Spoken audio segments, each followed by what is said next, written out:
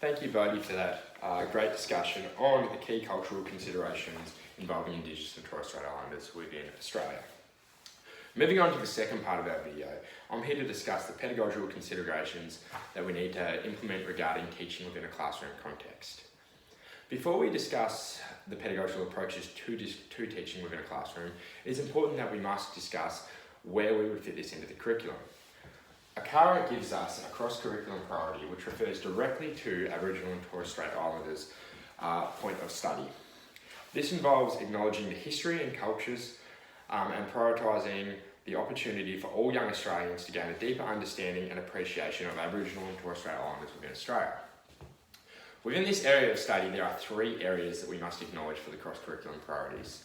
These involve country and place, the people, as well as the cultural considerations. Each of these points scaffolds within each other and gives us a deeper understanding of how the Aboriginal and Torres Strait Islander is implemented within a classroom structure. To follow on from the cross-curriculum priorities, we will simply follow the ACARA strands and where best to implement this within a classroom. After much discussion and deliberation, it was decided that the best and most appropriate way to discuss health and well-being for Indigenous and Torres Strait Islanders is simply to discuss it within the health and physical education area of the curriculum.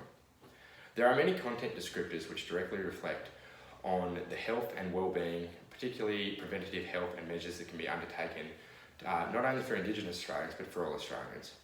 One such example of this that I've used is from the Year 5-6 curriculum area of health and physical education, and it simply states, one must investigate the role of preventative health in promoting and maintaining health, safety and well-being for individuals and their communities. As we can hear from that directly relates to what Bodhi was further talking about when we're discussing the health and well-being and the statistics of Australia within the Indigenous community.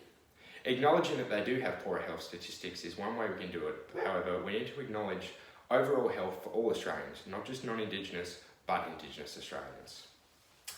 To do this, we would need to follow several pedagogical approaches and be very, very careful with the language and context in which we discuss this. One such way we could do this is an initiative previously discussed called Closing the Gap.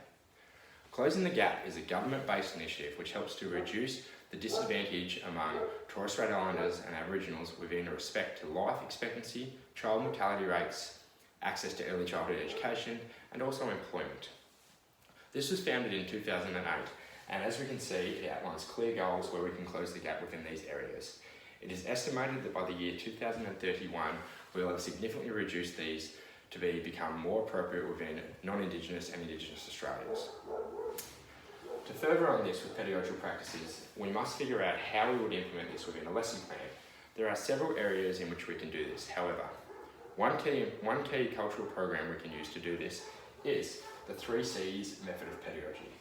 This is given to us by Rhonda Graven in her book Teaching Aboriginal Studies and promotes 3 key areas in which we can discuss and implement Indigenous and Torres Strait Islanders within the classroom. For this, we need to touch on the 3 areas of community, content and conversation. To further unpack these 3 areas, I will briefly discuss them. The area of community, which is the first of the C's, is discussing and making an environment where students feel supportive in their role to discuss their own cultural beliefs and their own backgrounds. If a student feels the environment is one where they can safely discuss this, they'll be more likely to come in with an open mind and ethically understand the cultural considerations. The second point of discussion is the content. The content involves acknowledging the importance of the sensitivity of the Indigenous community within Australia. When we refer to the sensitivity, we refer to the respect we must pass with all elders through the Aboriginal communities. We must also be very cautious of the language we use. Language becomes a great barrier within Indigenous Australians, as if we do not use the right language and the right context, it can become racially insensitive without even acknowledging it. The third area, which I believe to be the most important area, is the area of conversation. Conversation is a running dialogue where there is positive feedback for both the students and the teachers. It creates an inclusive environment within the classroom where students feel free to discuss their own cultural backgrounds and their own beliefs, whether they are Indigenous or non-Indigenous Australians. It is very important that both roles feel safe and feel they can appropriately discuss any cultural considerations or any points of topic that they would like to without the fear of repercussions. As a teacher, It is our role to foster this environment and make it a safe place for all members of the classroom environment.